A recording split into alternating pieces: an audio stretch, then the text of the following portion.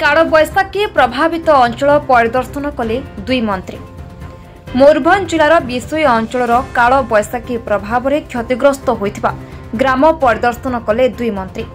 गत गुरुवार दिन कालबैशाखी और कुआपथर माड़ मयूरभंज जिला विशोई ब्लॉक खड़मबेड़ा और जुड़िया ग्राम पंचायत अंचल में क्षतिग्रस्त होइथिबा गाँ परिदर्शन सह लोकंकु साक्षात करी दुख बुझिथिले जंगल विभाग मंत्री गणेशराम सिंह खुंटिया और गृह नगर उन्नयन मंत्री कृष्णचंद्र महापात्र।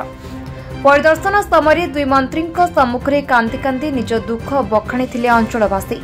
अंचल परिदर्शन दुई दिन भितर क्षतिग्रस्त लोकंकु सहायता राशि प्रदान करा परे समस्तंकु प्रधानमंत्री आवास जोगाई देबे बोली प्रतिश्रुति देथिले दुई मंत्री। देखो जहाँ घटना घटी अत्यंत दुखदायक एवं चिंताजनक विषय।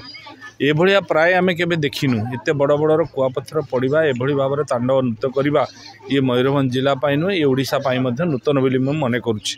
तेणु आमर मुख्यमंत्री मोहन माझी ए बहुत व्यस्त अच्छा सी तदारख करुँचे अनुधान करुँचे रेवेन्यू मिनिस्टर बारंबार अनुधान करुँचे। दुई जन मंत्री एवं आज विधायक अच्छा आम पूरा तर्जमा करुचु जहाँ अनुभव करुचु एटी प्रथम स्तर में जहाँ जिलापाल कहते 1157 घर इनक्वारी होती प्राय सबू घर संपूर्ण भाव में डैमेज होती जो भाया क्षय क्षति होती आम सरकार ताको अनुदान कर खूब जल्दी दिने दि दिन भितर आम क्षतिपूर्ण देवाई व्यवस्था कर।